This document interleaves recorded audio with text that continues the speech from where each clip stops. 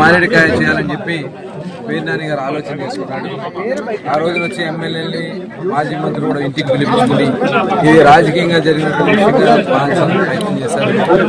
ఎక్కడ కూడా వాళ్ళు 5,000 బస్తా ప్రాథమికంగా వచ్చిన ప్రకారం 5,000 బస్తా మిస్ అయింది.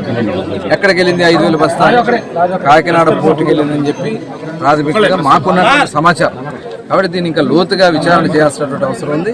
దానికోసం నా వంతుగా నేను కోరుకునేది అనేది ఇది సిట్కి ఎందుకంటే పీడిఎస్ బియ్యంకి సంబంధించినటువంటి స్కాముల పైన ఇవాళ మనం సిట్ వేసుకున్నాం కాబట్టి దీన్ని కూడా సిట్కి ఇస్తే పూర్తి వివరాలు బయటకు వస్తాయి.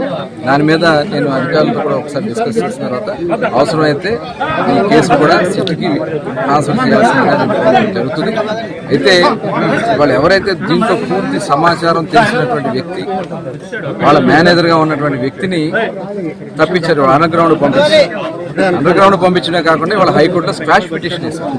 అంటే అతన్ని తప్పిస్తే అతను కానీ దొరికితే పూర్తి సమాచారం ఎక్కడ ఎంత అయింది, ఏమైంది, ఎన్ని బియ్యాలు ఎక్కడికి వెళ్ళినాయి అనేది పూర్తిగా బయటకు వస్తాయని చెప్పి భయపడి ఇవాళ అతన్ని అండర్ గ్రౌండ్ పెట్టించి స్క్వాష్ పిటిషన్తో తప్పించుకోవాలని ప్రయత్నం చేస్తున్నారు.